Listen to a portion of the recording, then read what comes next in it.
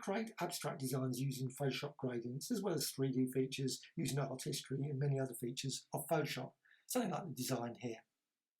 Now, first thing to do, I'm going to remove it. I'm just going to go back up the history panel, just to, obviously, back to the new state. So, remove that. And then I'm going to go to the gradient tool and find that in the toolbar. And select a gradient. Obviously, there's a whole range of different gradients that come with Photoshop.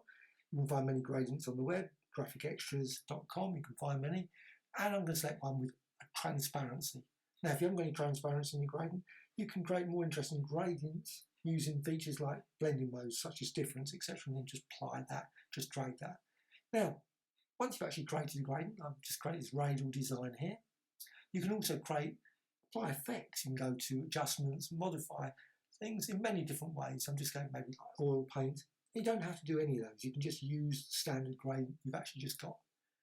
Now, go to the history panel again and select history state. I'm just going to select the one last point. So obviously that with the gradient, that's the history just there. Just click on that history panel at that left side. Now, once you've actually done that, go to the fill and the edit menu and set it to black. Or you could set it to white, whatever you want. Once you've actually done that, what you want to go to the brush tools, the art history tool. Select a brush. Now go for a very, very small brush, say like 6 pixels, something like that. Select that and set various styles, type, medium, etc. Now once you've actually got that, you can then paint with the actual history state you've just added before. So you can just apply it over. You can just see, you can see the sort of curve there, the radial design, and you can go and create as much as you want or as little as you want at this point. Create obviously very abstract designs very quickly using this art history tool. You can just keep applying it over and over again, maybe slightly vary the brush, up to you. Once you've actually done that, you can apply effects, oil paint, blur, etc. And then you can sort of see it, smear it slightly. You can apply it multiple times as well. You don't have to just apply it once. Once you've actually done that, you can also go to various colours, change things, adjustments, etc. Now, there's a blur, so you can see the blur effect there. Change that slightly. Click OK once you've done that. Now, that's it. Before you actually go to the 3D stack. Now, I'm just going to go over to the menu, and then there's the 3D menu there.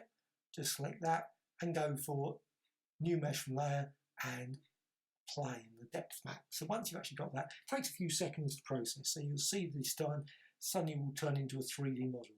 Now the 3D model can be exported, it can be loads of different things. You can also rotate it around like that. You can then slide in, slide there, and then sort of drag it towards the actual screen there, so you don't actually see the background there. Okay, once you've actually done that, what you can do then, you can export it. You want to actually save the model, save the 3D model to another, or you can, of course, just flatten it. Don't have to go any further. Just flatten that just via the layer menu and then flatten image.